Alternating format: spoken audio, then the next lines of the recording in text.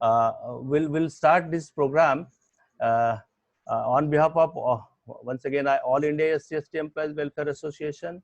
I am Jagesh Somkor. I am General Manager Production in ONGC Mumbai and also Chairman of All India SC/ST Employees Welfare Association ONGC. On behalf of my team and all the participants, I heartily welcome today's distinguished speaker, Padma Shri Professor Dr. Thora sir, and I hand over the session to him, Dr. Thora sir. Good morning to all.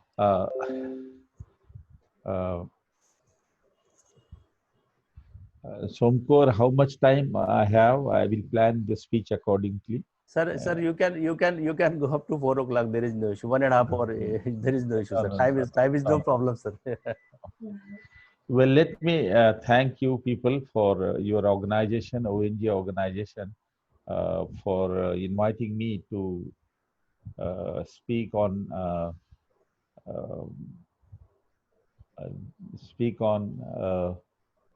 the role of Dr. Babasaheb Ambedkar in nation building.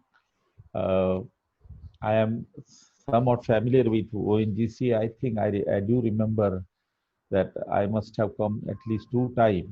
Yes, sir. On some occasion related to Dr. Babasaheb Ambedkar. Yes, sir. Yeah. So the ONGC is fairly active in remembering Dr. Babasaheb Ambedkar and holding lecture and discussion. So thank you very much. Welcome, sir.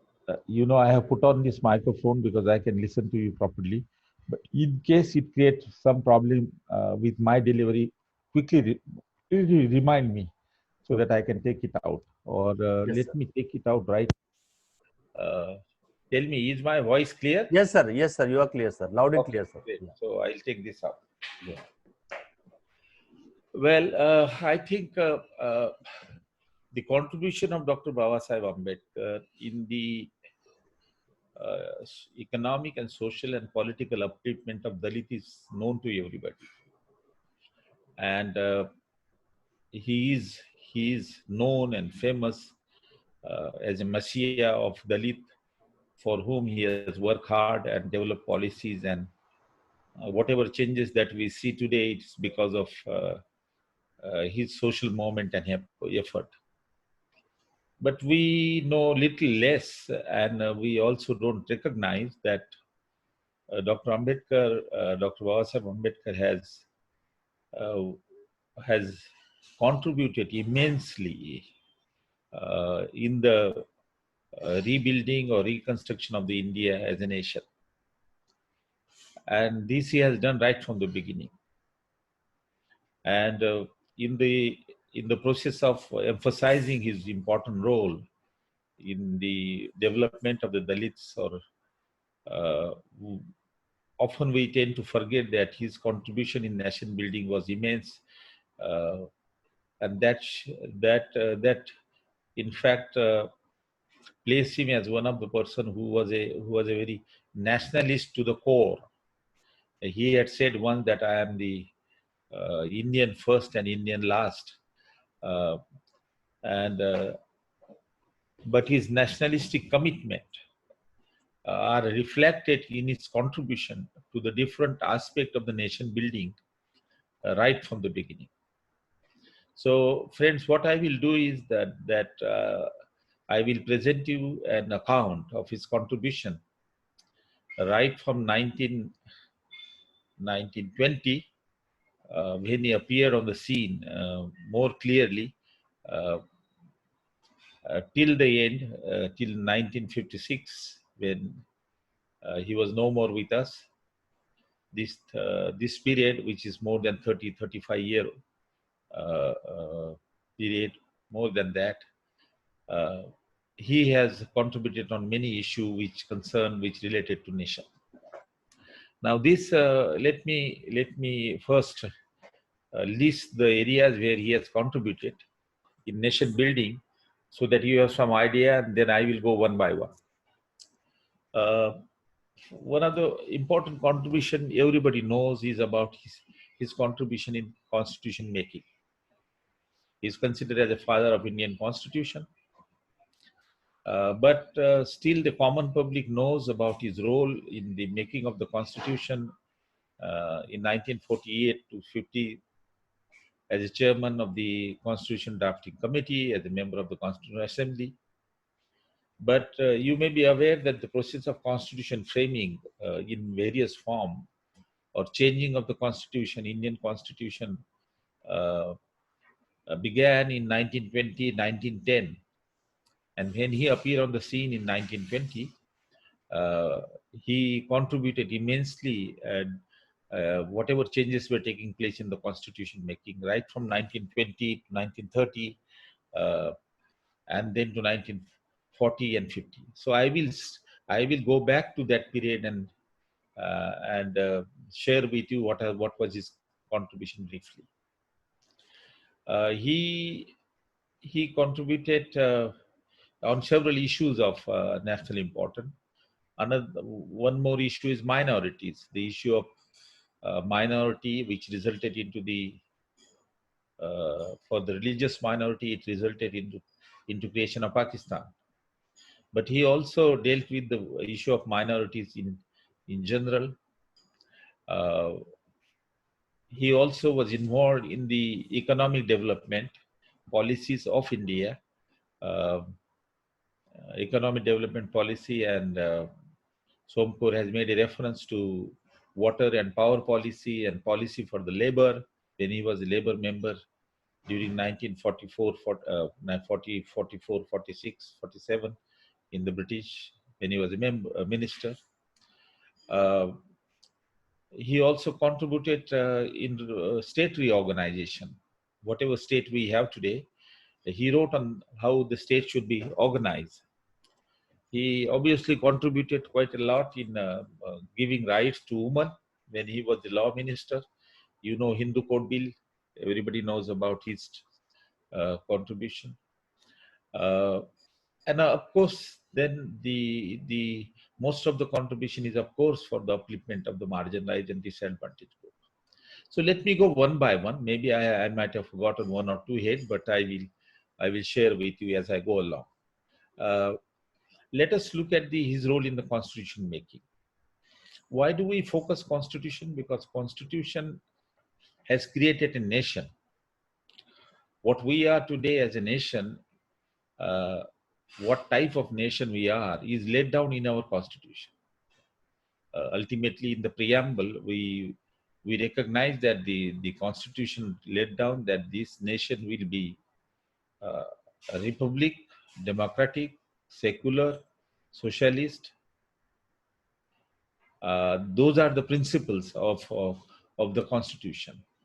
When we say democratic, we essentially mean that we are not a dictatorial nation. When we say secular, we necessarily mean that we are not a nation which is dominated by one religion or principle of one religion. When we say India is a nation which believes in socialist principle, we believe in that the nation will work in a manner that there is an economic equality. When we say that it is a republic, which means republic means that the people are sovereign, people decide who should form the government. So these are the basic principle of the Indian constitutions which define nation. Now there is an attempt to give the shade of religion or non-secular element or non-socialist policies. So there is a change coming up. I'll discuss with that. But now this process of nation building began much earlier. It began in 1920 and the 30s and came down to 40s and the 50s. When Dr. Babasaheb Ambedkar emerged on the scene in 1920, that is 1919 is a very important event. That's the beginning. You must understand that the India was governed by the British under what is called India Act.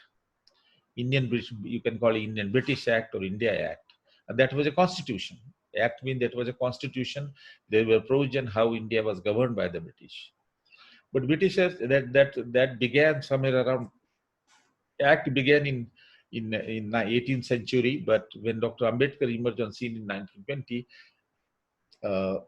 there was a provision in the Act that every 10 years, the British Commission will come, British delegation will come and seek the opinion of the Indians for a reform of Government of India Act, the act through which the India was governed.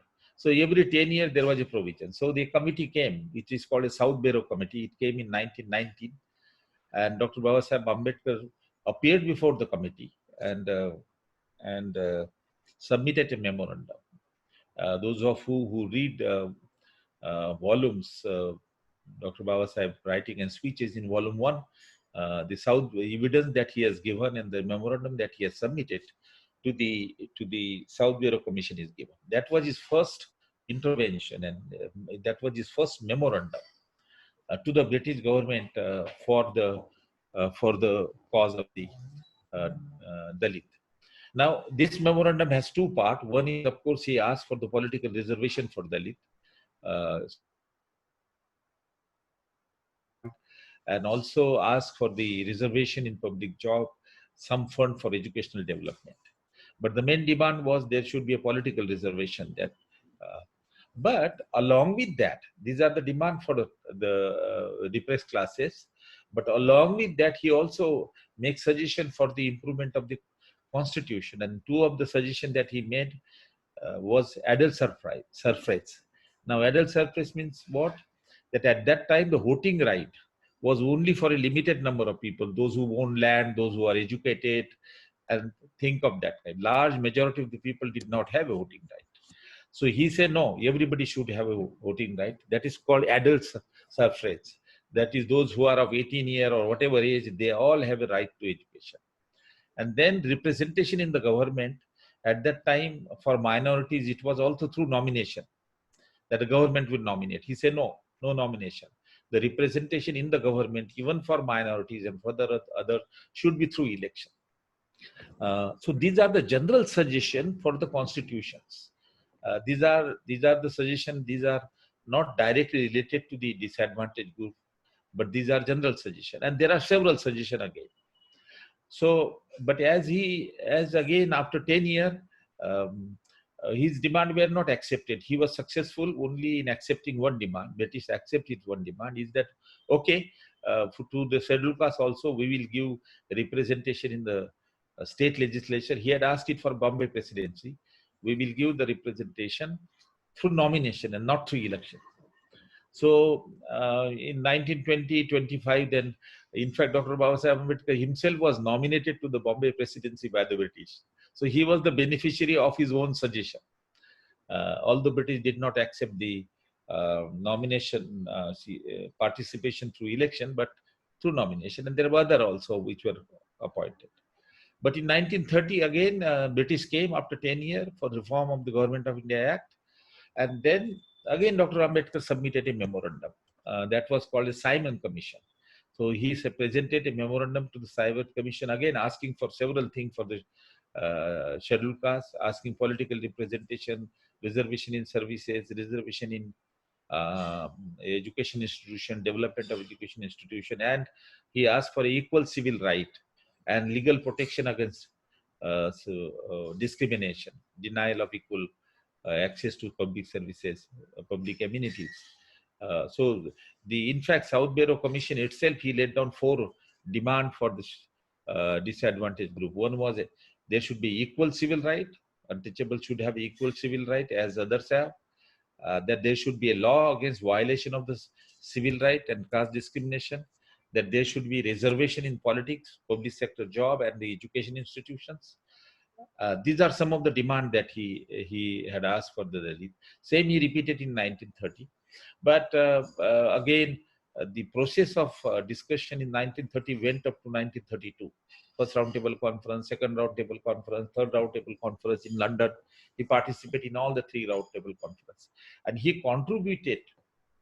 This roundtable conference ultimately led to an Indian constitution of a British origin, very big constitution. That is called 1935 Act in roundtables. And it is through this that we got the political reservation, the separate electorate. Gandhiji opposed separate electorate, so through negotiation we got political reservation that we have today. And also public service, reservation in public service provision was there in Pune Pact. And then Dr. Ambedkar, when he was the minister, he approached the Governor General and asked that here is a provision for reservation in job for the scheduled caste. It should be given. So they were given. So you must be aware that the reservation in public services did not come during the constitution making in 1950. Dr. Babasaheb Ambedkar gave it to us in 1943. Also education fund for overseas scholarship and all that. So that he of course got it finally, the reservation. My focus is on is what is general contribution. Now, in the roundtable conferences and others, which resulted into 1935 Act or the British India Constitution, Dr. Babasaheb Ambedkar's role was immense. He contributed on several committees. He was not only on the minority committee, but he was on the federal committee, interstate relation, fundamental right committee, and as a barrister and who was very thorough in law and jurisprudence, he contributed immensely over a period of 3 years. In fact, after the third conference, he was called back by the British to help them to frame the 1935 Act, or what can we say, the Constitution. So now these constitutions, of course, remained for some time, 1935 to 1948, when we had a new constitution.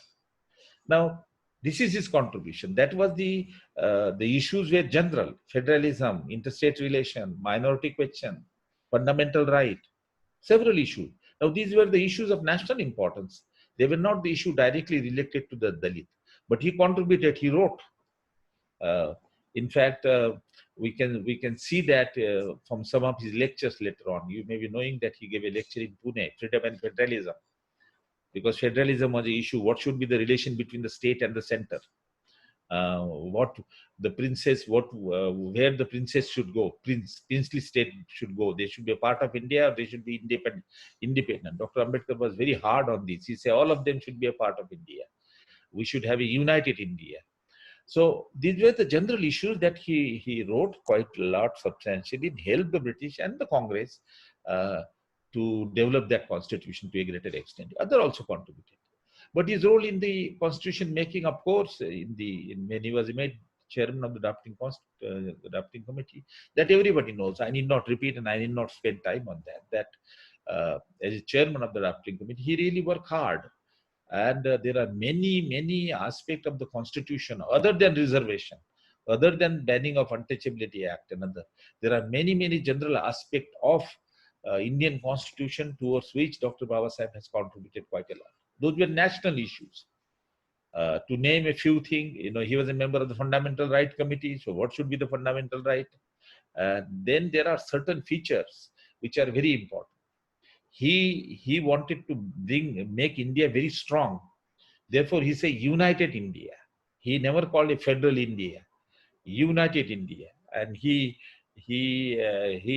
was against that any princely state should be given any autonomy. British were trying to divide that. In fact, there were two states which refused to become a part of India. When Patel brought unification of all the states into India, there were two states, Hyderabad and Portuguese. Now, it was Dr. Ambedkar who suggested police action against the Hyderabad princely state, and even in Portuguese. It called a police action. It was advice of Dr. Ambedkar, don't call it a aggression or sending a military, because then they might go to UN and contest it that we are an independent nation. He said, call a police action. So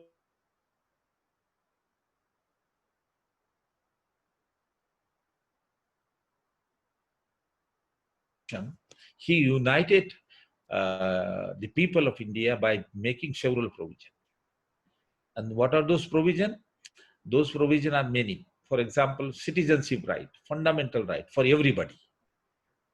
From north to the south, citizen must be one. It should not be different, because our society caste system give more right to high caste and no right to scheduled caste. So the first thing is that everybody is equal and everybody should have equal right, and therefore common citizenship, common fundamental right, common bureaucracy, uniting together. We have a common bureaucracy. You are from the central bureaucracy. It unite. South, India, North, whichever state you are from, there is a common bureaucracy. It being unification. Common judiciary. There was a question in the Constitutional Assembly, what should be the form of judiciary? Dr. Ambedkar was the one, he said, no, there should be one single judiciary integrating the entire thing. So today, from district to the Supreme Court, the judiciary is independent of state. So that was his concept. So there are several provisions in the Constitution Assembly which his thought and his contribution has given a shape to the Indian Constitution. There are many of them, of course, but I have given you only selected of them where he brought a unity in the India as a nation. So his role in constitution making is very, very important. That we must recognize. I am not talking of the provision of untouchability, banning of untouchability in fundamental right. That of course is a provision for us. Then the provision for the reservation in politics, provision for reservation in job, education. These are all he made uh, uh, uh, in the Constitution. It is because of his effort. But I am talking of those general provision in the Constitution that he worked hard to bring it into the Constitution and create a nation of a particular type, bringing the Ashoka's symbol, flag. These are all to a greater extent, it is his contribution. He was the chairman of the flag committee. And at that time, the people met him in Pune and in Bombay. The RSS people met him and asked him to have a Bhagwa flag of the India. And he didn't say anything. He was very upset, but you know what kind of flag has come. Nehru defended and Nehru accepted that flag, three-color flag, expecting something. Similarly, the Ashoka's pillar, that is a symbol for equality, fraternity, justice. These are some of his suggestions, and there are many other provisions that in the Constitution that he has made. Directive principle. Directive principle is singularly Dr. Ambedkar's contribution. He took it from Ireland Constitution, and directive principle are not enforceable in the court of law, but they are a part of the Constitution. Directive principles sort of suggest the government as to what policy they should take in the well-being of the people. So the government has to take into account the directive principle in framing policies. They do not do that. That's a different story. They exactly take the policies which are against the directive principle, but that was his contribution. So let me stop on the Constitution because there is you must know that his role in the Constitution is not confined to 1950, but much before that, right from 1920 to 1948, all effort in constitution making, Dr. Ambedkar has played a very important role. And this you can play provided you are a nationalist, you are concerned about your nation, you want to contribute. Otherwise, you can contribute only for the cause of your section and then forget about it. That was not his attitude. He was concerned about the nation, what kind of nation it should be. There are several issues which came during this period of a national importance which Dr. Ambedkar contributed. Now, one of the issues is state reorganization. State reorganization. In 1953, government had set up a committee. We had a 56 princely state and we had presidencies. So the government set up a committee that how to reorganize state. And the committee, state reorganization committee, recommended that language should be the basis of state reorganization. So one language, one state. So the committee recommended 17 states because there were 17 languages, and that's how the states were formed. Dr. Babasaheb Ambedkar wrote a book, Thoughts on Linguistic State, and also wrote Maharashtra, creation of Maharashtra. Now he gives different suggestions. He gave different suggestion to the which was not in support of the state reorganization. He said that language should be the basis of the formation of the state, but we should have more state of the same language, because he was in favor of a smaller state, because bigger state give powers to some state. For example, UP being a larger state, you know that for many years the prime minister was from UP. It is the UP which will decide who should be the prime minister, and UP will dominate, UP, MP, because these are bigger states. So he, right from the beginning, he said that no, we should have a smaller state. Minority get a larger representation in the smaller state, and therefore he came with an alternative criteria that many state, more than one state of the same language, smaller state, and a state where the minority will have a participation. That is the criteria he has given. He in fact had a map of all India where he has given the states. Maharashtra, 3-4 states. Vidarbha was one of them. Uttar Pradesh, 3 states. Now some of the state of Uttar Pradesh are formed on the basis of the recommendation of Dr. Babasaheb Ambedkar. Bihar, he has given 3 states. So Jharkhand is now formed that was on the basis of his recommendation. Then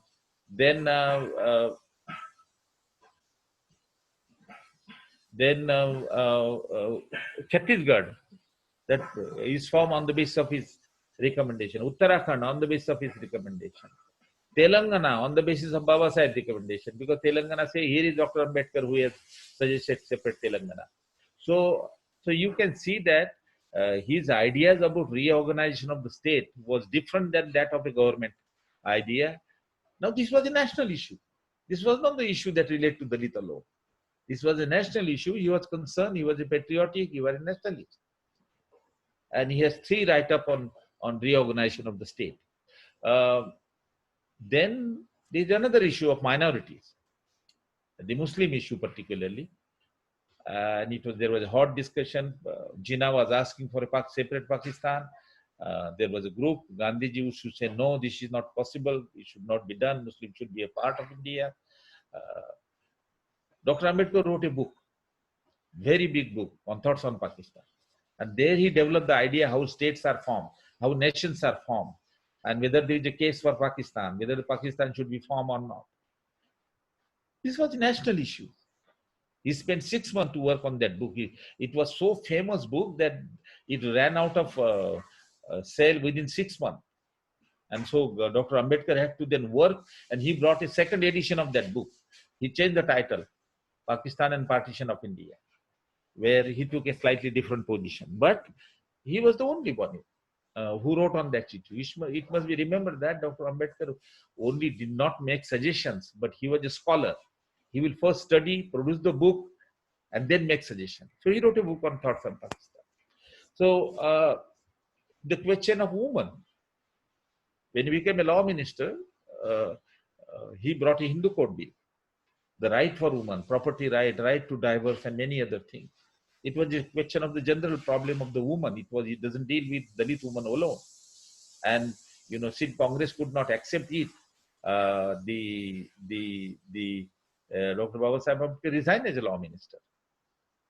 Look at his commitment. Who will resign? Who will leave the ministerial portfolio for a general cause of women? But he was deeply concerned. That's why he left. There were other reasons for his resignation.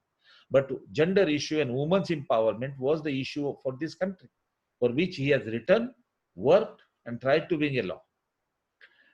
Similarly, you take the economic development issues. Not only the development of the scheduled caste, but the economic development. He developed his view and contributed in economic development. Let me give a little history, because I have a book on that, economic development and water and power policy. Dr. Ambedkar, when he came back from England in 1918, he wrote an article. It is included in the volume 1, Small Holding and Their Problem and the Remedies. So he was concerned about the problem of small farmer. At that time, there was a debate how to increase the productivity and all that. Now, he wrote an article, very detailed article. But that article I must share with you, because I am an economist, so I know about it. It is not only an article which gives suggestion for the improvement of the small farmer, but it is a theory of economic development. How economy should be developed, what models we should apply. And he laid down a theory of economic development. I would not like to go into greater detail because it's a technical matter, that he suggests a particular theory, that there is a surplus labor, more labor in agriculture. So we should take out the laborer and bring it back to the urban area. reduce the pressure of the worker, so land size will increase, agriculture will develop, all kind of argument there. He was in favor of industrialization to develop agriculture, as a matter of fact. So he developed a theory, and that theory, in fact, some of his argument we find in second 5-year plan, where we focus more on industrialization for the development of agriculture. In fact, the theory of economic development that he has given, this was expanded unknowingly. That it was expanded by a gentleman called Arthur Lewis. He was an economist. He was African American from Caribbean, but he eventually went to USA, England. And he developed a theory exactly on the basis of the concept of economic development given by Dr. Ambedkar, and he got a Nobel Prize for that. So you can imagine the fundamental contribution of Dr. Ambedkar in economic development, theory of economic development.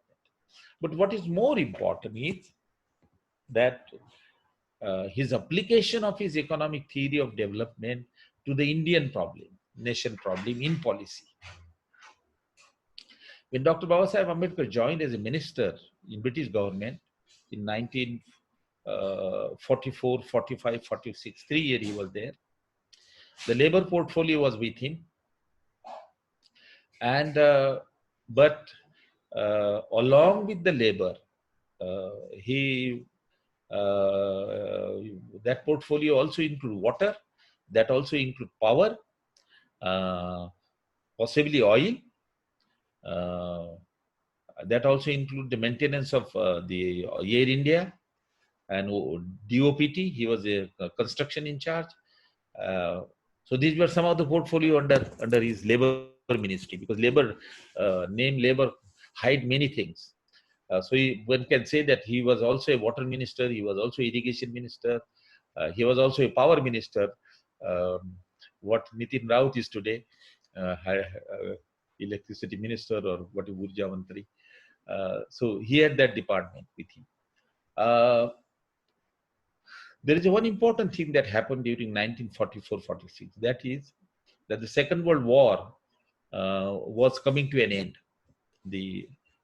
And therefore, since the Second World War was coming to an end, 45 around that time, the Europe was complete under destruction.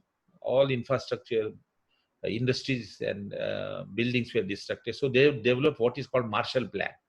America and European country developed a Marshall Plan for rebuilding of Europe, which was destroyed in the Second World War.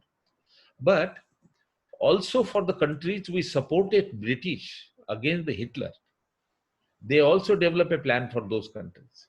Now India has participated in favor of British, with the British, against the Hitler, against the Germany.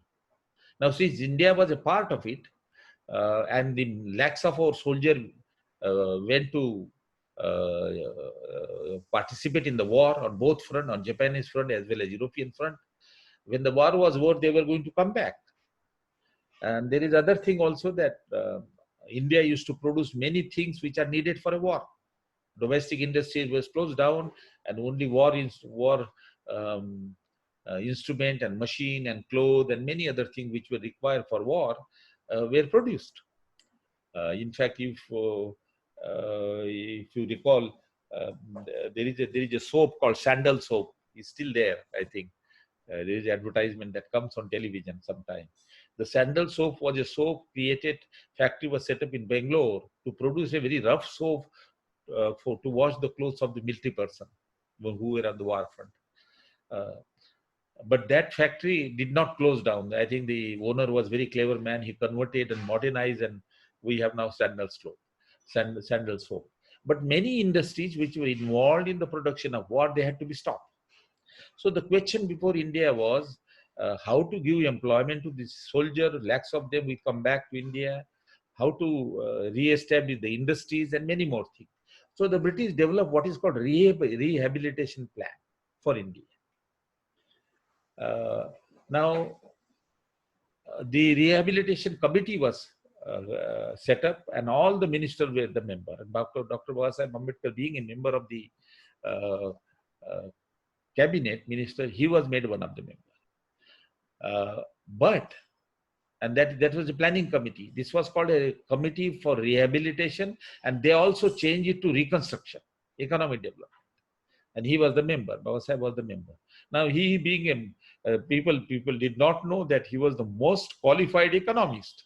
He had a MA in economics, PhD in economics, and DSc in economics. So every member of that committee, who were the minister, they look forward to Dr. Ambedkar for preparing the objective of the plan and strategy of the plan and all that. Now here comes the role of Dr. Ambedkar for nation. The reconstruction plan was built up, and Dr. Ambedkar contribution is very, very high. I have written in that book on Dr. Ambedkar's role in economic planning and water and power policy.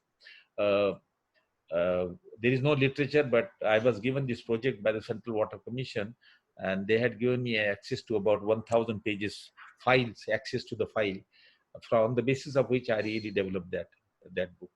Now, Dr. Ambedkar really developed the economic development plan during 44 and 47, 46 for agriculture development, for industrial development, for labor policy, because he was a labor member, and this scheduled policy for scheduled castes.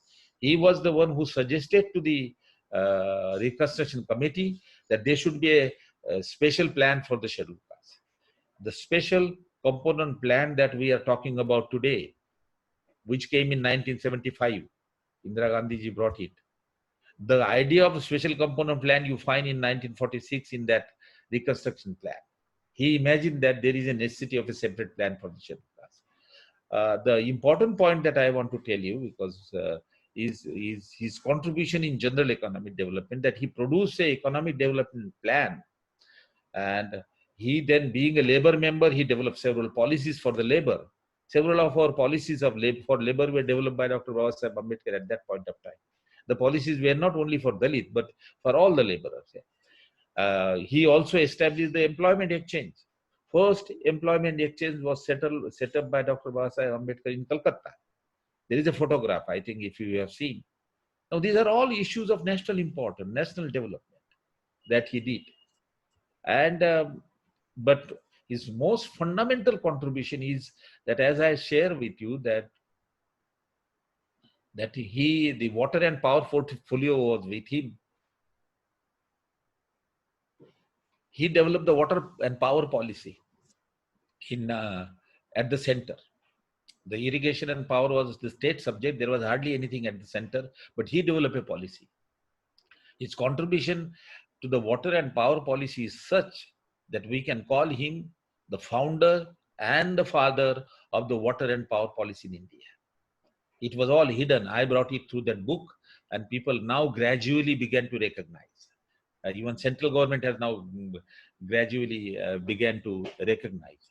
How did I come to know? Because on the centenary celebration of Dr. Baba Saheb Ambedkar, there was a decision by the central government that every ministry should celebrate Baba Saheb Jayanti.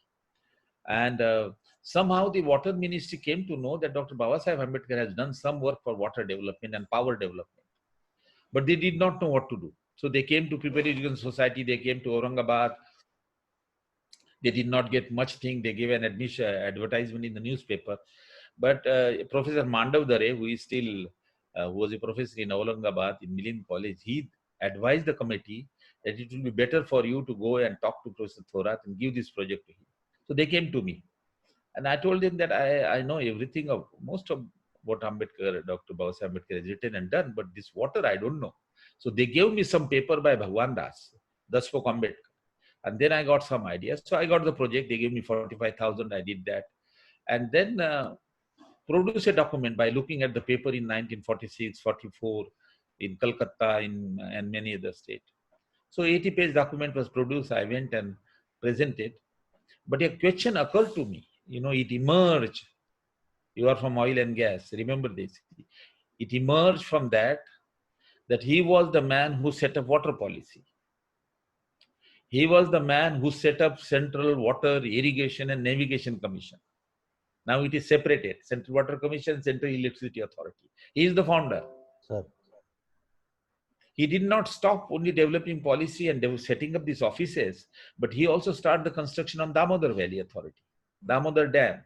is Dr. Ambedkar's contribution. Hirakund Dam, Dr. Ambedkar's contribution. Son River Dam, Dr. Ambedkar's contribution. And then he developed electricity policy, power policy, set up a power commission.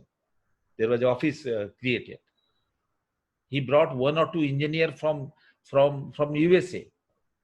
Tennessee Valley authorities work was over, so some of the engineers were free, so they were brought here. In fact, power board or something which was created, the chairman was from USA. Then he brought what is his name? I always forget. The chief engineer of Bhakra. He brought him and he made him the chairman of the Central Water Irrigation and Navigation Commission. And he is the one who prepared the report for Damodar. He is the one, feasibility report. He prepared the report for Hirakund and also Son River. Dr. Babasaheb Ambedkar also had a plan for River of Deccan. Now imagine his contribution for water and for power, equally important. The electricity generation was with the private sector. He brought it into the government. The credit goes to him that the electricity generation was brought by Dr. Ambedkar into the government. Now there is a privatization, that's another story. But look at the basic contribution of his in water and power development. Fortunately, because when I went with the 80-page draft to the chairman of the Central Water Commission, and I asked him one question, that if Dr. Ambedkar has set up your office where you are sitting, it cannot happen without putting a note on the file. Damodar cannot be, such a big project cannot be developed without having any file. So he asked me a question. He was a person from Pune. He asked me a question, what is your intention? I say, I need those files. We have to, this is a golden material which we have to, on the basis of which we have to write the contribution of Dr. Ambedkar. He gave me a permission to photocopy 1,000 files, gave me additional money, and then we produced that book. And the government brought it out, that book. But it was not very openly brought it out, so therefore I had to publish it on my name, and it came now, it translates into Marathi. So the world come to know that his role in water and power policy contribution. In fact, when 125 birth anniversary was celebrated, the big water ministry then knew, so the government book was there, so they celebrated it. So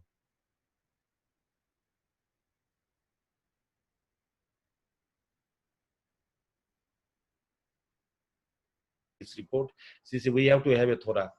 They say Thorat won't come, he's busy and all that. He said, no, there cannot be a function without, because he has produced this book. So I went there, I participated. Ramvilas Paswan was there, Uma Bharti was there, and I suggested to her. She asked me, what is your suggestion? I said, declare the water ministry's the birthday of Dr. Babasaheb Ambedkar as a water day.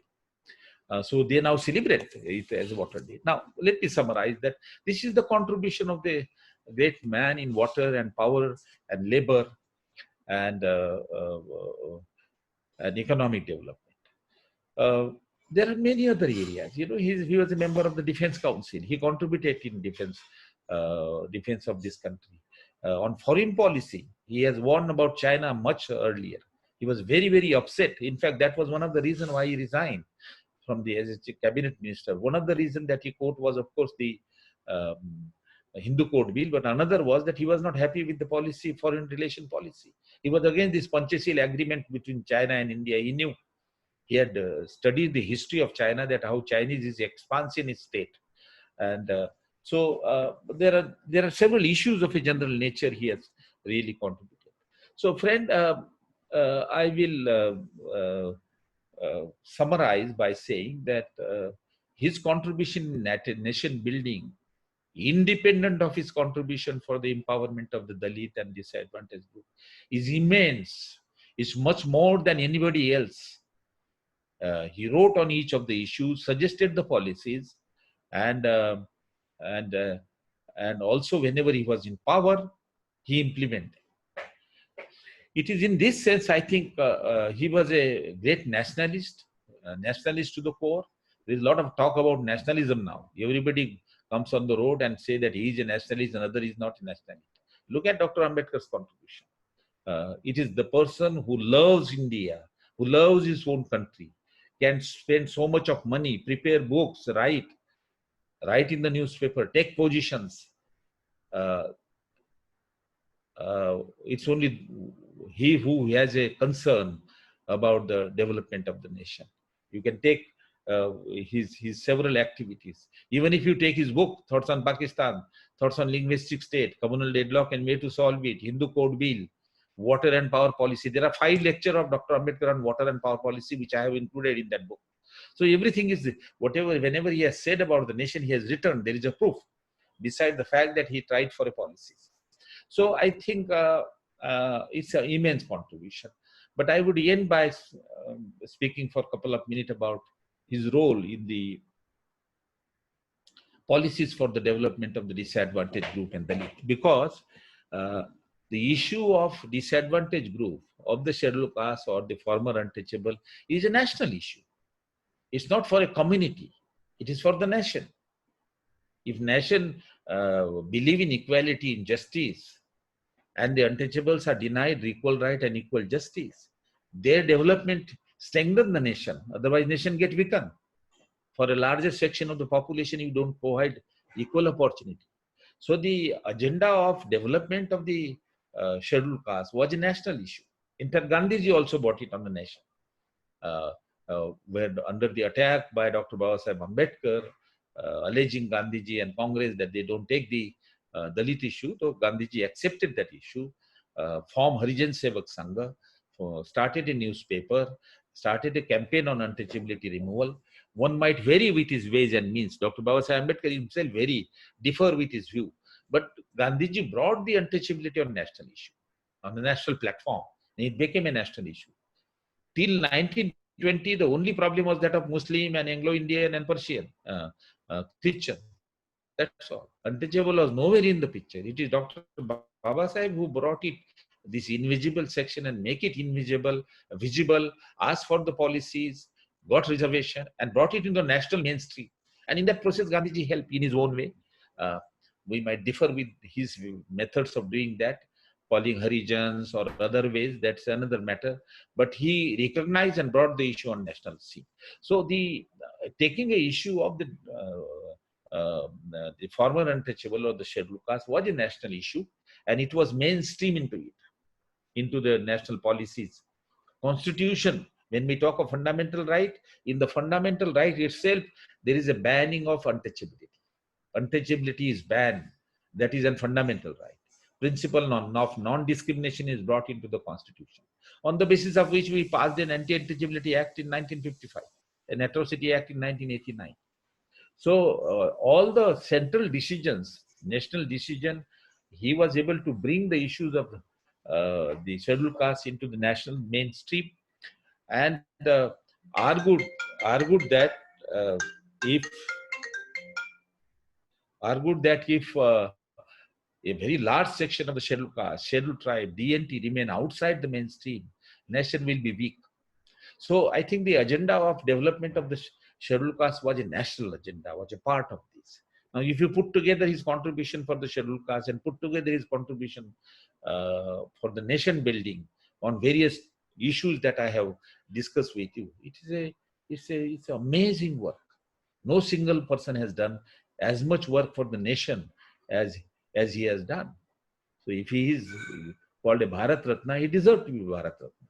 If he is selected by the people as the greatest Indian after Gandhi, he deserves to be a greatest person. That is his contribution.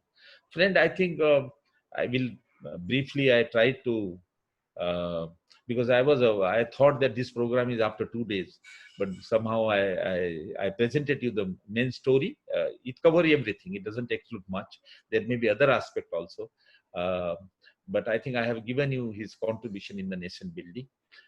If you have any question, kindly let me know. Thank you very much. Thank you very much, sir, once again for this very enlightening speech. Some unseen facets of Baba Saheb's life हम लोगों ने सुना है sir से, और ऐसी बहुत सारी बातें हैं जो सर ने बताई है, हमारे साथ जो शेयर किया है. It's worth remembering, keeping in mind. Now I request all participants, if they have any sort of questions to Professor Thorat sir, So they can put in chat box, or they can unmute and they can ask. Yeah. Just a minute, please. Just a minute, please. Yeah, you can unmute yourself and then ask questions to Thora sir. हो sir, Thorat साहेब sir, जय Bhim sir. जय भीम. सोनारे बोलतो sir. आपण ओएनजीसीच्या कार्यक्रमाला मी आलो तुम्हाला घ्यायला. या. हो. या. Where are you? Where are you? I can't see you. मी इथेच आहे. Yes, sir. Yeah. Okay. हा, म्हणजे माझा सर तुम्ही फार चांगलं प्रेझेंटेशन केलं, पण आता जे सध्या चाललेलं आहे, आपल्या देशाचा प्राईम मिनिस्टर जाऊन मंदिराचं ऍज अ प्राईम मिनिस्टर उद्घाटन करतो, आणि त्याच्यामुळे या in English recently our prime minister has inaugurated Ram Mandir, and I think it is the biggest blow to the secularism of India. What you would like to comment, sir? Well, this government and the leadership we will discuss separately. Yeah, This is not the issue. this is the, Okay. This is not the topic today. Yes, sir. No, I have written quite a lot, and there are many aspects of it. Yes, sir. It's not the aspect related to person, but what has been going on for the last 5-6 years is a major issue which needs discussion. Yes, sir. Hello. Anybody else? Yeah, go ahead, please. Hello. Introduce Hello. yourself first. Yeah. Sir, good afternoon, sir. This is Muniramu from Bangalore. Yes. Yeah. Hi, Muniramu. Where are you from? Where are I am from Bangalore, sir. Bangalore University? No, nearby. Okay, please go ahead. Okay. How after Gandhiji, how can you call greatest Indian? Why not when compared to contributions of Ambedkar and Gandhiji? Obviously, Ambedkar stood first.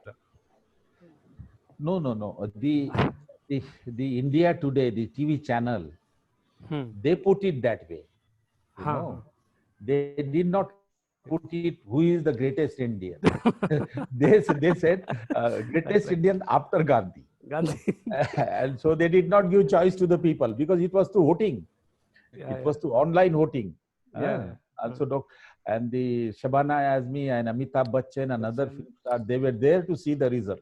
And they thought that somebody else will come. They all were surprised. You have to see their faces when the result came out, and Ambedkar Baba Saheb was declared the greatest after Gandhi. So that is the India today. You know, the Sardesai is this thing. Yeah. In your opinion, in your perspective, what do you? Let's have, ask for another TV channel to have a vote content. Who is the greatest Indian? Being studied so deeply into Ambedkar contribution, and of course you might have studied Gandhi also. In your perspective, no, don't compare. That is, they also did it in a stunt way. That should not be done. You can really make comparison. Gandhiji has his own contribution. Baba Saheb has his own contribution. Each contribution is equally important. So we should not put them into number categories, 1 or 2 or 3 categories. The contributions are greatest by both the people. There are differences, of course. There are differences. We differ with Gandhiji's solution to the problem of untouchability, but at the same time, we also recognize that Gandhiji has done for untouchable. Baba Saheb differ with him, but recognize also his effort. Baba Saheb's contribution is in several areas is very, very pioneering, certainly. thank you very much, sir. Good afternoon, sir. Good afternoon, sir. Good afternoon. Good afternoon. Yeah. Go ahead, sir. Go ahead. Yeah, please. Good afternoon, sir. I'm C. Tandi. Yeah. I'm an ex-ONGCN. Yeah. I'm really thankful and immensely benefited from your lecture today. It is really an eye-opener for me to learn several aspects of Dr. Baba Saheb. So you have although very nicely summarized everything in a shortest possible time of 1 hour and 1.5 hours, which probably is not possible as far as Baba Saheb life is concerned. So I feel that we should have more lectures from your side on Baba Sahib's contributions as a national builder in a particular subjects. So that would be my request to our organization's chairman. Most welcome, most welcome. I'll be very happy to share Thanks a with lot. you. And There probably is already a question on inclusive growth by somebody, so I can speak later on inclusive growth. Yes, sir. Go ahead. Thanks a lot, sir. Question, sir. There is another question. Sir, Sonar sir, just a minute. Let me comment on this. Sir, if Professor Saab is available, then we'll organize 2 more lectures on Zoom. That day I spoke to you, sir, regarding this national education new policy. No, so if it is possible, sir, we'll organize this one on this issue next week. If you are ready. Yeah, I can. What I can do is I am giving 2 lectures on new education policy. Yes, sir. Whether I can give you there in Zoom, or we can have independent also. Let us keep in touch, and there is a one discussion which is going on. We will be there, I think, on 10th. Okay. This is organized by Congress, I think. Yes, Professor Mungekar has taken a lead, so he has asked me to speak. So I'll be there. If you can get the contact, you should do that. okay, Then sir. there is Jawaharlal Nehru University Student Union has arranged a lecture. Okay, sir. So I will send you a contact. But if you like independently, I can speak to you. We'll arrange separate program for our PSUs, and Okay. other activities, sir. Yeah. Okay. Yes, sir. Thank you very much, sir. Yeah. Yeah, Sonar sir, go ahead. Sir, Yeah. good afternoon, sir. Good afternoon, sir. I'm Shivkumar from Bangalore. Yeah. I am also assistant professor in economics, sir. I'm happy to see you in this session, sir. Yeah. Sir, can you say the name of the book we have written based on the Dr. B.R. Ambedkar thoughts? Can we tell you that name of the book, sir? Let me intervene in this. Mr. Shivakumar, you go through Amazon, you will find so many books written by Dr. Saab. So you just browse, Amazon or any that website. You will get lots of books written by Professor Rath. So many papers, so many articles in newspapers and media, etc. Yeah, you should go to Amazon, but you go to Google. Okay, sir. And then write their publication by Sukadev Thorat. Or you just write books by Sukadev Thorat. You will get the list of all the books. Yes. But this is a book. Title is Dr. Ambedkar's Role in Economic Planning, Water and Power Policy. Yeah, that was what I'm asking, sir. Yeah. Yeah, it is available. It is available on Amazon. Yeah. Barvesh Saab, go ahead. Sir, Jai Bhim, sir. Sukhdev, sir. Very good. Sir, it was excellent. I am Lieutenant Colonel Siddharth Barve, General Manager from Bharat Petroleum. Sir, it was really a very good effort for you to cover in such a small period of time. Sir, only one question, because as you are fortunate enough to lay your hands on the papers on as far as Baba Sahab's irrigation and water is concerned, there is one question, sir, that Dr. Baba Sahab and Dr. Baba Sahib Ambedkar had an idea, or I think he has written something about joining the rivers of the country so that there is no famine or there is no scarcity of water or can you throw light on this, sir? Joining of rivers in the country and no, there is no plan. There is no plan in the file. No, he was a water minister, so if he has written anything, at least the file that I have seen, there is no write-up on this by him. But in his speeches and in somewhere there is a mention that he was in favor of this project, that is joining, interconnecting rivers from the north to the south and bringing water to the south. He was in favor of that. That we get in some of his discussion. Thank you, sir. Okay. Thank you, sir. Asha, Dr. Shamla is there. Madam, yeah, go ahead, please. Yes, sir. Sir, hello, sir. So it was a very nice lecture. Okay, sir. Sir, I had the same question what Colonel Brave had asked, because I have seen this Kaveri issue staying at two sides. I'm from Central University, Tamil Nadu, but basically from Bangalorean. Okay, sir. So the Kaveri which flows, just in front of our university. I've not seen the dispute so much, when the water crisis happens as much as a not an area where Kaveri is not available. Okay, sir. So this is the same question I wanted to ask what sir has asked, the centralization of this rivers, like how far it will be good, and with all this land problems and rehabilitation problems, for past we have went through. So this is my question, sir. Thank you. No, on this interstate river dispute, Dr. Ambedkar has made a significant contribution. You know, when the first project that he undertook was Damodar Valley Authority. Now, Damodar River, which begins somewhere in Nepal, goes through Bihar. Part of it is in UP and part of it is in Bengal and Orissa. Bengal. So this was the first project where the dam was to be constructed in Bihar part, lower part of the northern part of Bihar, but it will affect the water supply and water source in these three states, and the river passes to three states. So it was the first project of interstate river, and it was very difficult to convince the three states. There was no policy at that time. Irrigation was state subject. So how to convince the three states, Bengal, UP, Bihar, was a question, and therefore he developed this concept of water authority. Oh, you know, Damodar Valley, it is called Damodar Valley Authority. It is not called Damodar Valley Dam or this thing. It's called Damodar Valley Authority because he took that concept from Tennessee Valley Authority in USA, where the Tennessee River passes through different provinces, and they construct a dam. Now, he developed a solution. He developed an agreement. He set up an authority and developed an agreement between Bihar, Orissa, and UP, and they commonly agreed to that project.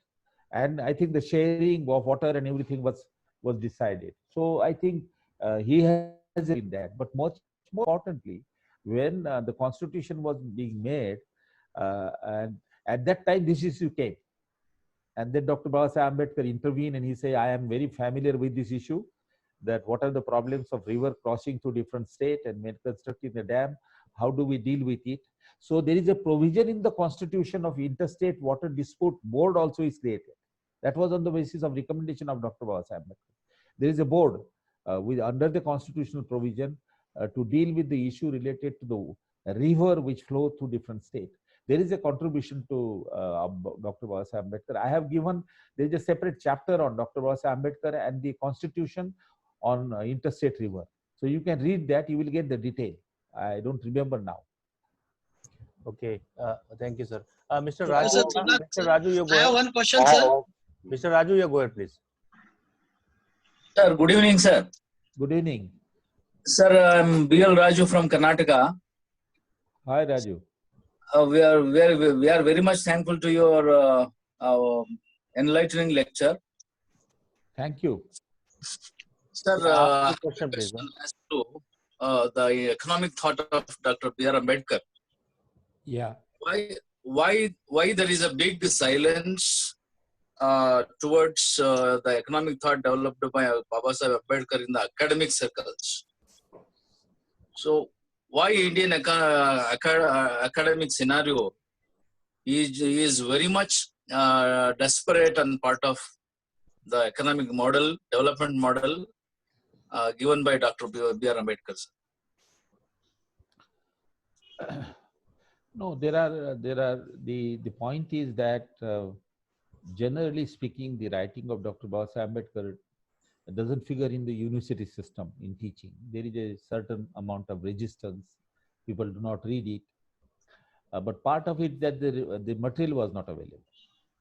It is after that Maharashtra government decided to bring out his all writing together in English. Then it became available to scholar, available to other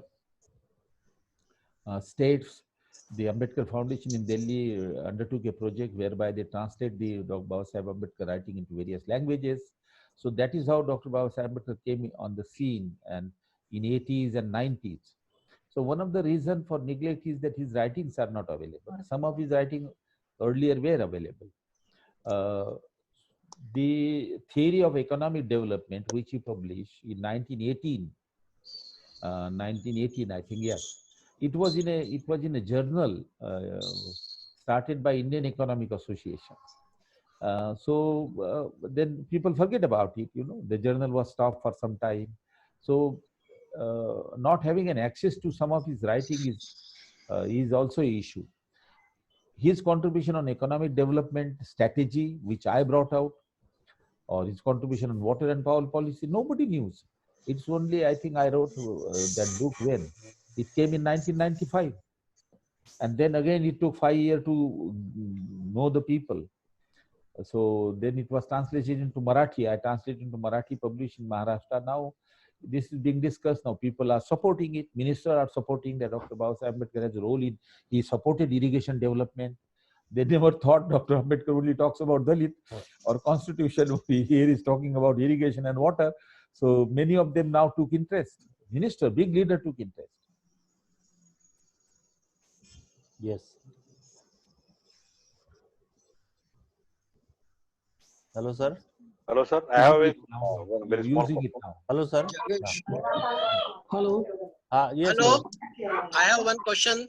Burkarji, just wait. One number in line. Sir, Yeah. one question is there from Dr. Prashant Kamble is asking, Yeah. despite of so big contributions of Dr. Babasaheb Ambedkar, why his contribution face recognition? Is it a failure of his followers or India?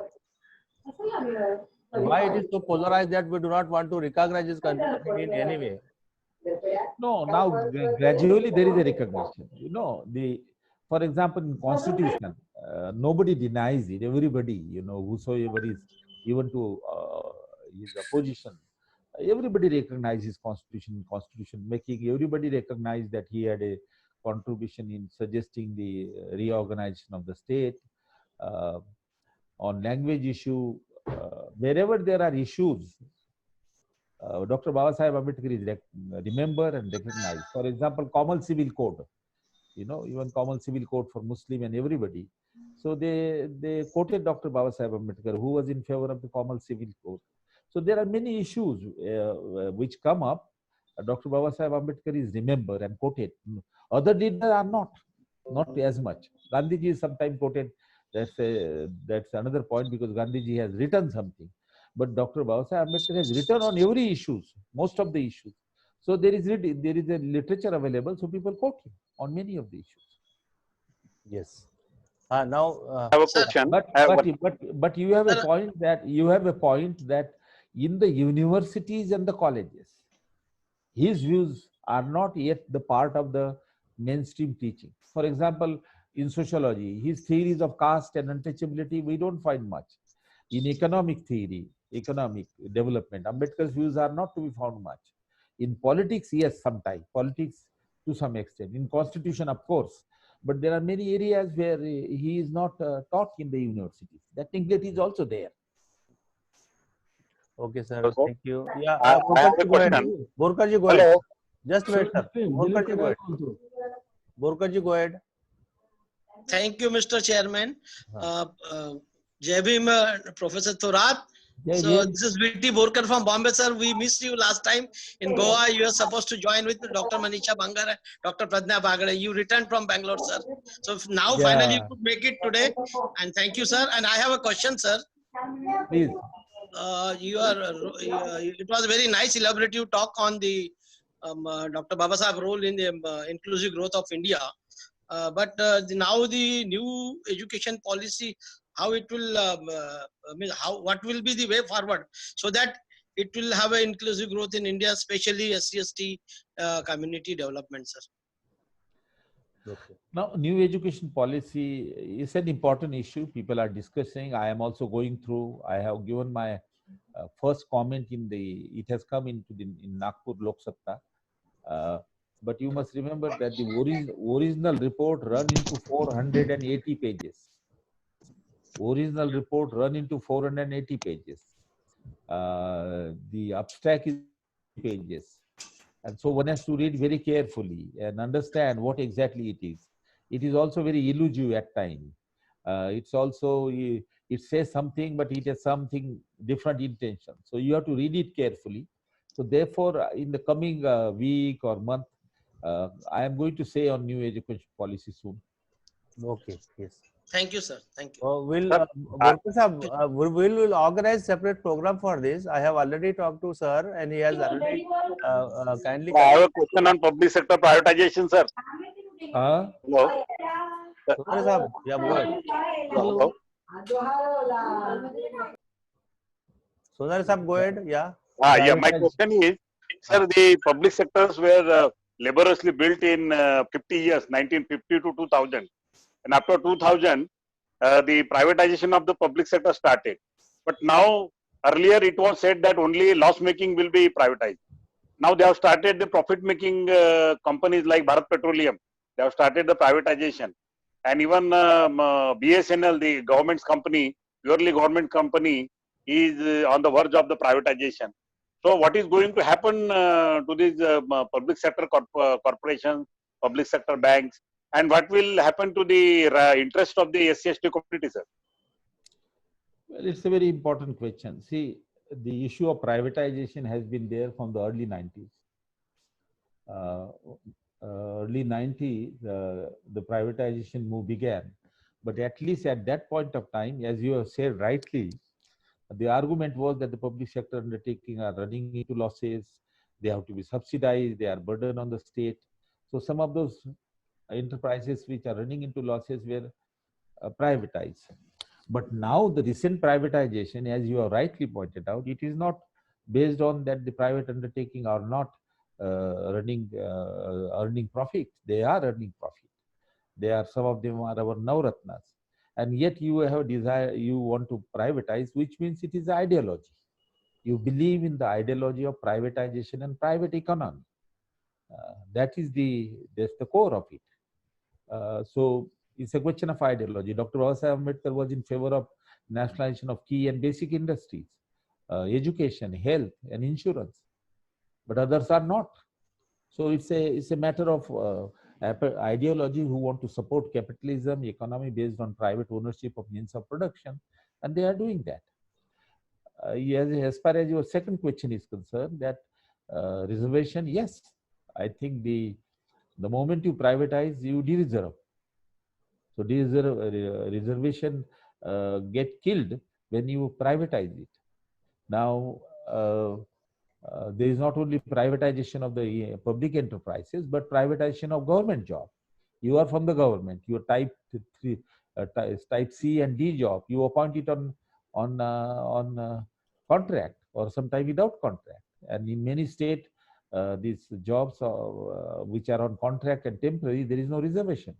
Even if there is a reservation, there is very fluid kind of thing. So the privatization of recruitment on private basis in the government jobs, privatization of the economic sector, privatization of the education sector. We have a reservation in public sector education institution, state university, central university, government colleges, even private aided also. But now there are self-financing colleges. There are, you are the second generation, I am little older, but we are only familiar with the state universities, Nagpur University, Bombay University, Pune University. I am taking example of Maharashtra or Bangalore University. Now, there are about 40% of the university, state university are private. There are central university which are private. The moment you privatize education, reservation goes. So the privatization of the public sector, privatization of the government jobs, and the education sector, privatization of public housing, wherever there is a privatization and we have a reservation, the reservation goes down. Now, if you confine to only education and public sector, I have written an article, some of you should go and read it, in EPW, Economic and Political Weekly. You can go to Google and write Prejudice Against Reservation Policy. Prejudice Against Reservation Policy, EPW, Economic and Political Weekly. You will get that article. It's a very famous article. Now there I have given the data that how the job under public sector and government sector have gone down significantly. Now, the moment the job under government sector goes down, which means the private job increases, the 16% of that private sector job also goes down. So a lesser and lesser number of jobs are available under reservation to the scheduled caste, and therefore there is a huge unemployment. In private sector, they face discrimination. So there is a huge unemployment among the Dalit youth. I don't want to give you the figure and frighten you. In the age group of 15 to 29, the unemployment rate goes very high. Now, of course, COVID is a different story. So when in early 90s, when the issue of privatization was brought in by at that time, the Congress government, we academicians and some of the people in Delhi asked for the reservation in private sector. And there was a debate from 2003 to 2008. The private sector would say that, no, we appoint the people on the basis of merit. We don't discriminate on the basis of caste or anything. We value merit. We provided a lot of evidence that how private sector discriminate and prefer the people of their own caste or religion or ethnicity or their village or their area. So finally, the private sector we were able to convince, and they accepted some policy. It is called an affirmative action policy, but it is voluntary and self-regulatory. It's not legal. It's not controlled by the government at all. I think the only agreement at that time was between Dr. Manmohan Singh and the Association of Industries, FICCI and CIA, was that annually they will submit one report. But what is the policy of the private sector? It is called 3B. 1B, the first is to give 3E, give education. So the private sector gives scholarship to the scheduled caste and scheduled tribes. Some certain number of scholarship. We do not know how many scholarship they are giving because it is voluntary and self-regulatory. It's not transparent. The second is they give scholarship and financial support for professional education, so that employability increase in there. And third is promoting self-employment, businesses among them.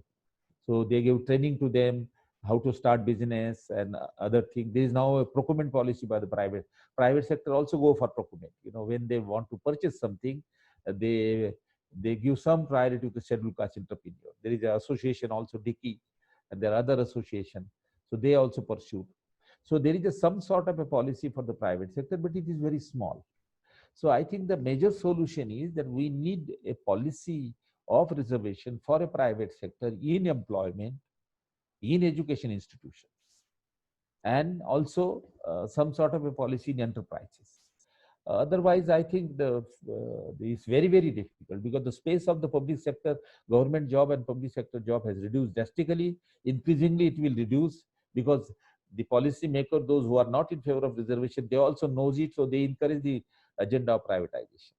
Now, for example, in the COVID, when the policies of privatization of public sector undertaking was declared, or earlier it was declared, I have not seen a single sentence from the finance minister saying that, oh, this will affect the Dalit. We will think about some policy for private sector. No, there is no realization whatsoever.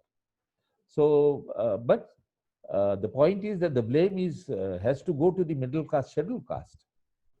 They are happy with their income level, their better life.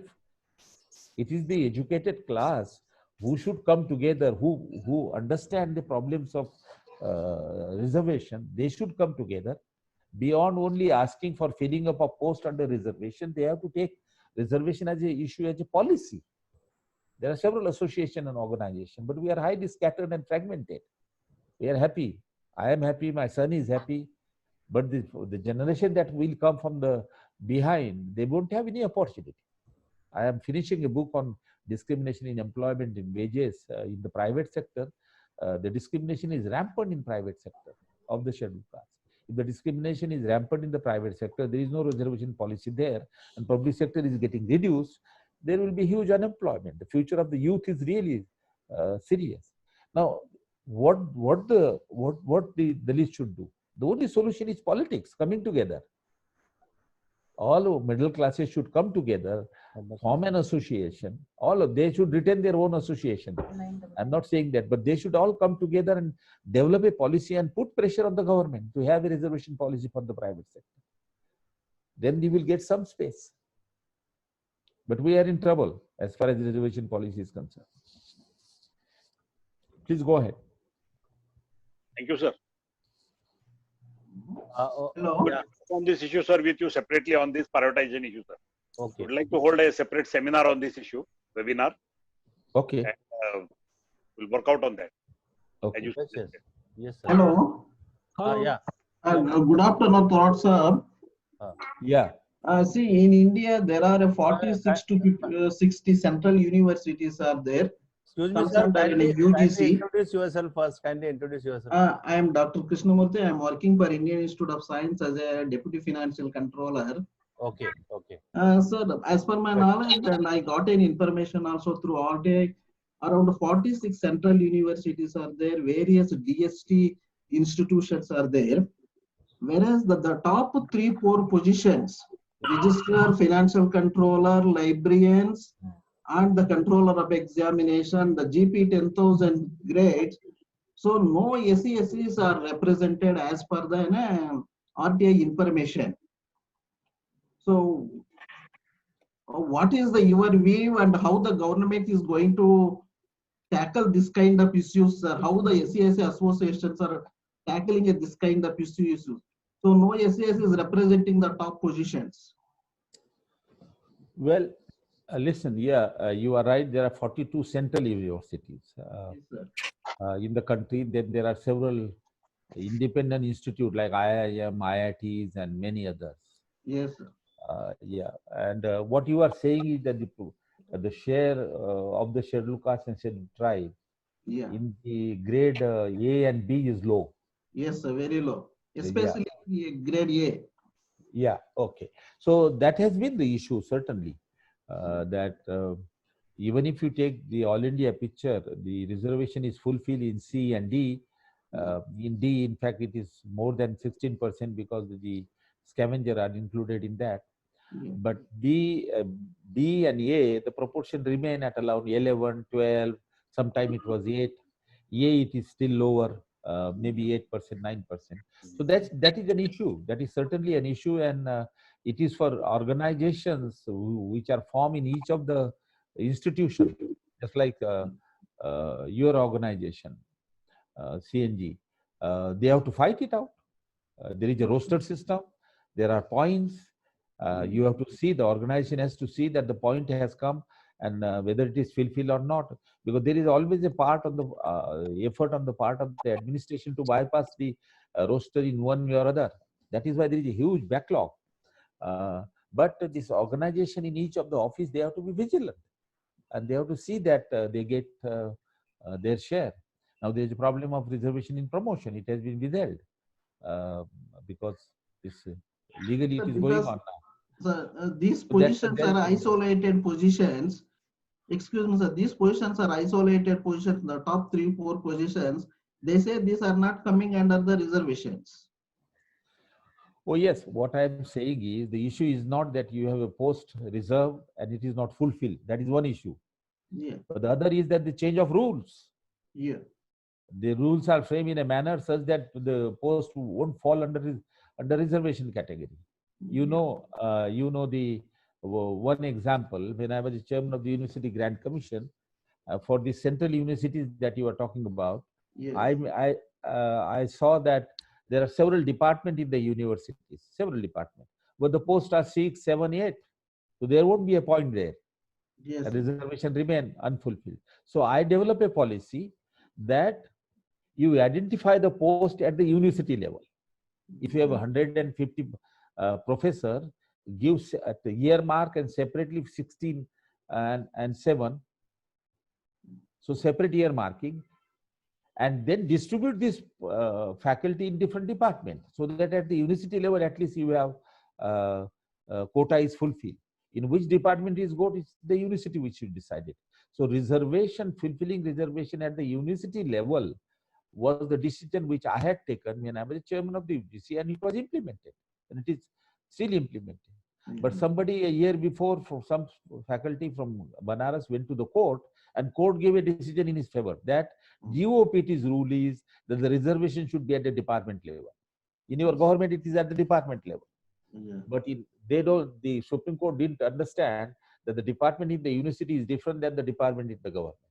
Then there was a lot of huge and cry, and employees and other went on the road. And then the Dalit leadership in the Congress took an issue, particularly Kharge Sahab took the issue, and then through ordinance, I think this was changed, that no, reservation will remain on the university level. The point that I am trying to convey you is that the rules are manipulated in a manner, changed in a manner such that reserve posts do not come into that. So you should fight. It is your duty that you should keep vigilance in your office or the government, how rules are changed to bypass the reservation, and you have to fight. There is no alternative except you to fight. But the point is that we are not organized. Why? I don't see an All India organization of SC employees which fight on the policy issues. Separately we fight. Yes, sir. Even it is very unfortunate that these communities are not organized. Even now, at least 30-40% of the people are well educated. That is becoming a big problem in the SC/ST communities. They are not organized at all. Yes, fragmentation and disorganization is the problem of. Yes, sir. Yeah. Thank you, sir. Thank you very much. Okay. Last question, please. Last question. Sir, I am Dr. Varsha Wankhede. Yeah, from madam. Pune, Savitribai Phule University. Yeah. Actually, I have one question. Jai Bhim, sir. Jai Bhim. Jai Bhim. Sir, I am also from Amravati, and I am in Gade, sir. He was our BC and few years back, but now new BC, Dr. Dharmatal sir is there. Sir, I have one question. Madam Varsha, you are not clear actually. We are not getting you very clearly. So can you do one favor? Can you just put your mic close to your mouth? Yeah, go ahead. Yes, sir. Yes, sir. Now it's okay. A bit better. Yeah, go ahead. Sir, it is my personal question. Actually, I was due for promotion in 2014. No, still you are not. I don't think so. You are audible. Some problem, some issue is there from your side. Yeah, you can write in the chat box. I will write my question in the chat box. Yes, please go ahead. Yeah. No. Meanwhile, or you can send me on the email. Yes, sir. You are from Pune. Yeah. I am a distinguished professor there, so we can meet sometime. Don't worry. Yes, sure. साहेबांचा email ID आहे तो share करतो, काही issue नाही, बोलून घ्यायला. Okay please yes. Okay next बोला. धीरज साहेब, जय भीम. मी धीरज साठे बोलतोय मुंबईवरनं. हा जय भीम. जय Bhim sir, nice to see you. आपण भेटलो एकदा ONGCच्या प्रोग्राम मध्ये आणि खूप बरं नेहमी तुम्हाला ऐकून. तुम्ही लोकांना जागृत करायचं काम करता नेहमीच आणि बऱ्याचशा अशा माहिती देता की जे लोकांपर्यंत पोहोचत नाही. आता जे युनिव्हर्सिटी ग्रांट कमिशन वाला आहे ते बऱ्याच लोकांना माहिती नसेल की तुम्ही ती इम्प्लिमेंट केली होती policy. So I really appreciate your distinguished work sir. Dheeraj sir, question please. So I only do education. You know, Baba Sahib say educate. I try to educate, but organize and agitate, it doesn't happen, na. Exactly. If we don't organize, we don't agitate. What do we do? So, but I do my job, being a teacher, just to. Yes, sir. If the people like you are come forward to again organize and educate, then only our Baba Sahib dream will be fulfilled. That's what I feel. No, you should go for. My question is, sir. Please go ahead. Yeah, go ahead. My question is, sir. Everybody is talking about that we should unite. But is there any platform that on which everybody will come together and they will fight? As you suggested that on all India level there is no platform or for such thing. So we have to separately fight in our individual organization. So if there is any social organization who can raise our questions, so that collectively our energy and our time will be utilized, so that unitedly we can fight. So there must be some social organization who can raise our such type of questions, and so that our energy can be utilized properly. That what I would like to suggest. Second thing, very systematically and very organized way, the Brahminical ideology is now going to remove and going privatized all the constitutional institutions, and in fact government institutions are going to be privatized. So when there is no government organization, so there is no question of reservation. Yeah. Hello. Yeah, Mr. Dheeraj. Hello, am I audible? Yeah. Straight away you ask your question, Mr. Dheeraj. Yeah. So that what I told you, that is there any platform on the national level so that we can raise our voice? That is my first question. Second question is, if they very systematically implementing their policies and privatize all the government institutes, so there is no question of reservation. So is there any such social organization or any set of people those are working on it collectively, so that we can save the organization, we can give the bright future to our upcoming generations? And in fact, on the scholarship part also, they are doing in such a way the people are unable to take the their education, and without scholarship and without financial aid, it is very difficult for the 85% of Bahujans to go ahead with such policies. So how we can go ahead? Thorat sir, I would like to request you, just please throw on light on it. No, I answered part of your question earlier. Listen, which organization is there where people would like to join or other thing for this issue? I am not aware. You know, there are hundreds of organizations in Maharashtra itself. I think I have a feeling there must be about 7, 8, 10 political parties. There are several Samta Sainik Dal. There are several employees association. There is a caste and tribe. There are 4, 5 of them. So I do not have the list, but I don't know that which organization you should join. It's very, very difficult. But I can tell you one thing, that what we require at the moment is that degeneracy and fragmentation is there. There are many other reasons for that. People have their own individualistic agenda. They do not think beyond their immediate problem. The important point is that we have to, in the new context, when Baba Sahib wrote, it was 1956. It is now 2020. So he has laid down the basic, he has analyzed the problem of untouchable. He has given the causes and he has given the solutions also. But the situation have changed now. Now in the changing context, for example, Baba Sahib had emphasized from the very beginning for reservation for public sector. He was also in favor of reservation for private sector, but he wanted to immediately make use of public sector because it was possible. Now, he never realized that Baba Sahib never forecasted that there will be so much of privatization. He knew private sector is there. Now, the privatization is going on at a very fast rate. So, but then his main principle are there, that reservation policy is required simply because there is a discrimination of the scheduled caste. They are kept away from employment. Now, discrimination is there both in public and the private. So, his principle and his arguments are with us. Now, what is required, I tell you one thing, that there may be several reasons for fragmentation, political fragmentation, fragmentation in the organizations of the government employees and other employees. One of the reasons is that everybody wants to have a leadership, and therefore for the same cause you have too many organizations. I think the first attempt that we have to do is that we have to develop a proper ideology based on the thinking of Dr. Baba Sahib Ambedkar.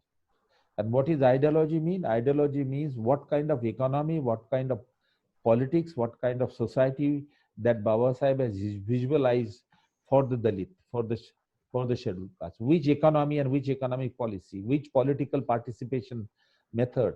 Present reservation policy or separate electorate or social policies? So in the changing context, we have to analyze the problem of scheduled caste, their causes, and we have to give solutions. Now the solutions, many of the solutions are given by Babasaheb Ambedkar, but now the situation has changed. You have to modify it and you have to give new solutions. So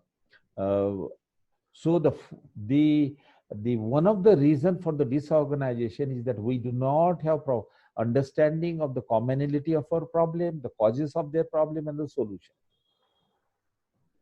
In other words, we have to present Dr. Babasaheb Ambedkarism in the present context. Any political party, any organization has three things that they fight for the problem. So you must know the nature of the problem, their causes, and the solution. And political party, after all, fight for a solution. And once you get into the power, then you can deal with the issues. Now, at the moment, if you ask the political parties, why are there different political parties among the problem? If everybody accepted that they believe in Ambedkar, Babasaheb Ambedkar, everybody accept that they believe in Ambedkarism, then why there is a division? So we have to raise the issue, irrespective of the political party, that what is the problem of the Dalit in the present context, what are their causes, what policies we require. And around the policies and solution, we have to come. We are not discussing solution. You know, one of the most important book of Dr. Babasaheb Ambedkar, last book in his life, last book which gives his entire wisdom on the solution is The State and Minority. The State and Minority gives you remedies for economic empowerment, for social empowerment, for political participation. So we have to take that book also and change in the changing context. We have to develop the policies for the empowerment of the scheduled caste, right policies for the empowerment of the scheduled caste, and then build up the organization around this. If you don't know what are the solutions, what are the causes, and what are the solutions, then you are coming together only for different reasons, for political power. So first clarity that we have to bring is on the solution, the ideology, and once that is there, then we can ask people to come around. That's why I have set up this small organization, Association for Social and Economic Equality, and on this platform I educate people that what is the problem of the Dalit at the present context, what are the solutions offered by Babasaheb, what are the new solutions that we require. Once you know that, then you can organize, then you can agitate. In Babasaheb's method of working is that he first analyzed the problem and gave the solution. And once he has the solution, then he fought for it. For example, he wanted political reservation. He believed that without political reservation, they will not have a say. So he developed the solution. Then he fought with Congress and British, and he finally got it. At the moment, we don't know solutions. We are just wandering from here to there. There is a long history. Even if you look at the Republican Party of India's manifesto, there also the problem is created by the later leaders. So I think we have my understanding at the moment is that there is a whole lot of confusion about the causes of the problem, existing causes of the problem of the scheduled caste, and the solution, and the ideology that it requires. Once we bring a clarity on that and create a manifesto or agenda, then come the issue of organizing and agitating. Okay. What was your second question? Privatization. The privatization, of course, that is very that is ordinary thing. That the reservation is public sector. The moment you privatize, your reservation goes. So though I have repeated that we need a reservation in private sector also. Solution is to have a reservation in private sector because there is a discrimination there. You won't get a job on the basis of your merit. Caste matter, religion matter, relation matter. So we need job in private sector in proportion to the population. I have studied that generally speaking in the private sector in class 3 and class 4, their representation is okay. I don't think they are underrepresented. But in class A and B in private sector, there are very, very few scheduled castes. There the caste matter, religion matter, region matters. So we need a reservation policy for the private sector. So okay. So now सब वो जो साहब बोल रहे थे उसको मैं addition करना चाह रहा हूँ। सुखदेव थोड़ा साहब, मैं Dilip Katare from ONGC again. आपने जो भी प्राइवेटाइजेशन के बारे में कहा, उसके बारे में आपने एक एक्सपेरिमेंट किया था कि कैंडिडेट्स को विदाउट कोटिंग कास्ट एप्लीकेशन करने से क्या रिस्पॉन्स आता है, और बाय कोटिंग का अनकोट कास्ट क्या एक्सपीरियंस आता है। शायद ये आपने पहले कहीं कोट किया था, मैंने सुना था। मैं सोचता हूँ कि इस बहाने वो यहाँ भी आप कोट करें तो अच्छा रहेगा। नहीं, वो Dilip Katare, you raised an important point. The point was that ना, मुझे यही कहना था सर उसमें कि लोगों के जहन में कास्टिज्म कितनी तक फैली हुई ये उसमें से प्रतीत होता है। हाँ बिल्कुल सही है वो, लेकिन वो ऐसा है कि when we were asking for a reservation in the private sector, what is the ground for reservation? Ground for reservation is that we are discriminated. We are not, our merit is not counted. Our caste is counted. And the people from their own caste are preferred. That's the discrimination. Now, when we ask the private sector that please give a reservation, they would argue that no, we take only merit into account. We don't want to hire substandard people and run into losses. We take merit into account. That was the argument of the private sector. So we had to give an evidence that no, there is a discrimination on even equally qualified scheduled caste. If a high caste and scheduled caste are equally qualified, preference goes to high caste. We have to provide evidence. So my institute, the Indian Institute of Dalit Study, Indian Institute of Dalit Study, which we set up in 2003, undertook research on economic discrimination in employment. So now there is a lot of evidence coming up. My book, 2 books, right? We undertook a study. That study was nothing, this was a very simple study, that the advertisement from the private sector comes in English dailies, Hindu, Indian Express, Times of India, and others. So what we did that we took those advertisements for a period of 1 year and submit an artificial biodata. With equal qualification, we submit the biodata of a person. We didn't mention caste, but his name was Paswan, so that everybody knows that Paswan are scheduled caste. Then we put up one candidate whose name was Muslim. Then we put up one candidate who was Brahmin, Tripathi or Trivedi or whatever, so that the employer knows your caste on the basis of your surname. And we send those biodatas. But their qualification was exactly the same, no difference whatsoever, because it was manufactured. They were artificially prepared biodatas, and they were sent to different advertisements to the employers. And we expected what is the, we did not expect anything else. We wanted to know what is the response callback proportion, who are called for interview. And there was a fourth pair. The scheduled caste is MA and high caste is DA for the same post. We send that. What do we find? All candidates are equally qualified, yet the high caste, scheduled caste has a 65% low probability of getting interview call compared to the high caste. Same qualified, but this probability of getting interview call was much less. There are other studies which use this method. We provided this evidence to the private sector. It became a very famous paper. It was published in EPW. It has come in that book also, Block by Caste. That proved that there is a discrimination at the interview level. Forget about selection. So this was an attempt to give evidence, but now there is a other evidence also that there is a lot of discrimination in the private. So therefore, there is a case for reservation in the private sector on discrimination ground alone. There is another ground also that we were denied job and other thing in the past for 2000 years. So we should be compensated. So reservation, compensation policy, reparation policy. But on the ground of discrimination itself, on the ground of equal opportunity, equality before law, there is a case for reservation in the private sector. In employment, is wages, in business. In business also there is a discrimination. There is a book by Ashim Prakash from Hyderabad, Tata Institute. He picked up 90 Dalit entrepreneurs and he found that the entrepreneur faced discrimination in sale and purchase, in getting loans, in getting land. So discrimination is not confined to employment only. My present study, I have taken 3 business persons from scheduled caste in the rural area. One is running an taxi and auto, another is running a restaurant or noodle shop, and third one is grocery. Discrimination comes out quite clearly. Nobody comes to the scheduled caste grocery shop. First is he is not allowed to put up a grocery shop in the common road, so he run from house. But his customers are only scheduled caste. High caste will only come very rarely, and even if they come, they will only buy the packed food so that there is no touch.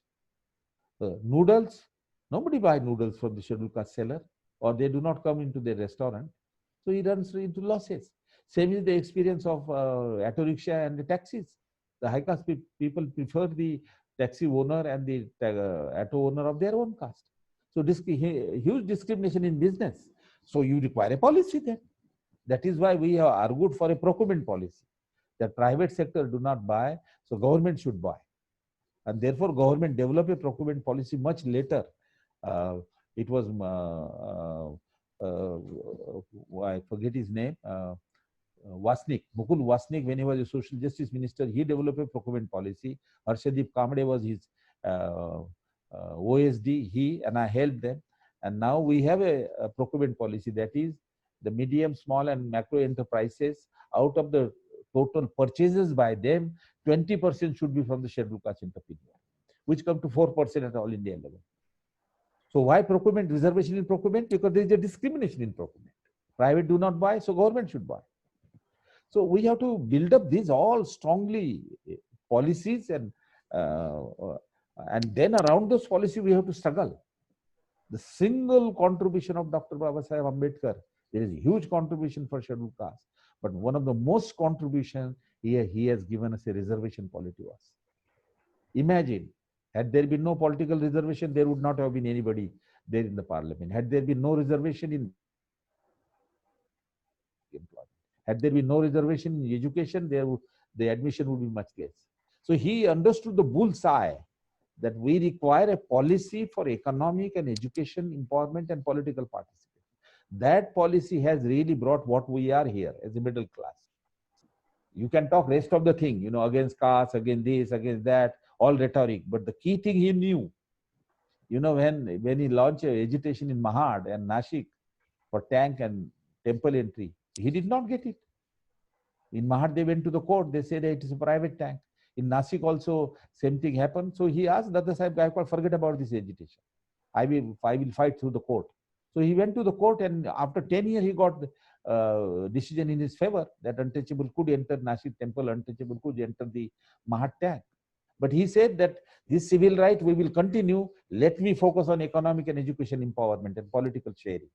He focused his entire life on that. So policy is very important. In the present context, what we need, we must come together, decide, agree upon that, and then various organizations can take that issues with the government. But we are moving in a different directions, you know. Politics without issue, politics of emotions is dominating everywhere now. It's not that we don't come together. We come together, there is a lot of consciousness. When there was a Khair Lanjvi, lakhs of people went to Bombay.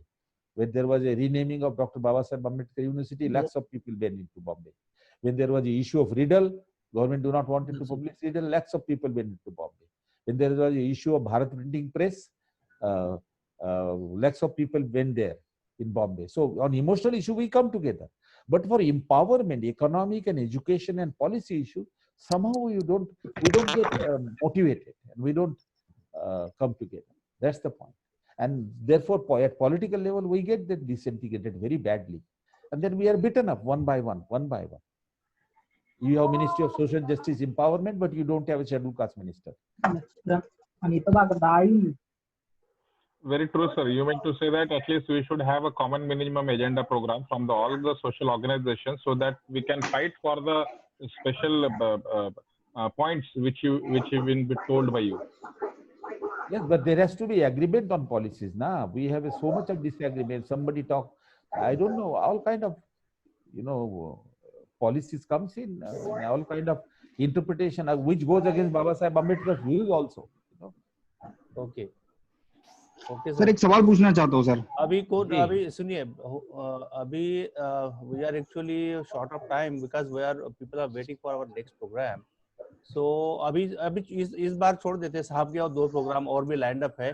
जैसे मैंने बताया आपको ना कि new education policy के ऊपर है, then privatisation के ऊपर है PSUs का, उसके ऊपर भी एक हम लोग सर को रिक्वेस्ट करेंगे कि थोड़ा समय हमारे लिए निकालेंगे. So I am really very sorry for this, because I have to end this meeting today because people are waiting for another meeting. And on behalf of my team, sir, All India SC/ST Employees Welfare Association, ONGC Mumbai, I am really grateful to you, very thankful to you, sir, because the different facets of Baba Saheb's life, like contribution in irrigation, contribution in power, contribution in so many fields were brought out by you only, because since 1995 people were not knowing, only Dalito ka Masiha sort of thing were there, no? So country is obliged to you. Our followers of Baba Saheb, including myself, are really obliged to you, sir, for bringing out these unseen facets of Baba Saheb's life to the public. And what else I can say? We'll see you next time, sir. And thank you very much once again for sparing your valuable time, sir, for this very interactive and very enlightening program. We'll see you next time, sir. Pleasure. Yes, Pleasure. sir. Take care. Yes. Take care of your health. You are in Bombay. Yeah. Okay, sir. You too, sir. Please take care, sir. Jai Bhim. And Jai Bhim. for now, Jai thank you, everybody. Jai Bhim, Jai Bhim. Thora Sahab. Thank Sarvana you. Jai Bhim. sir. Sarvana Jai Bhim. Thank you. We'll Thank see you, you sir. next time. Thank you. Yeah. Okay. Jai Bhim, sir. Thank you, sir. Thank you so much. Thank you. Thank you. Jai Bhim, sir. Jai Bhim. Thank you, sir. Thank you, sir. Jagesh, sir. Thank you. Thank you so much. Jai Bhim, sir. Jai Bhim, everybody. Jai Bhim. Jai Bhim, everybody.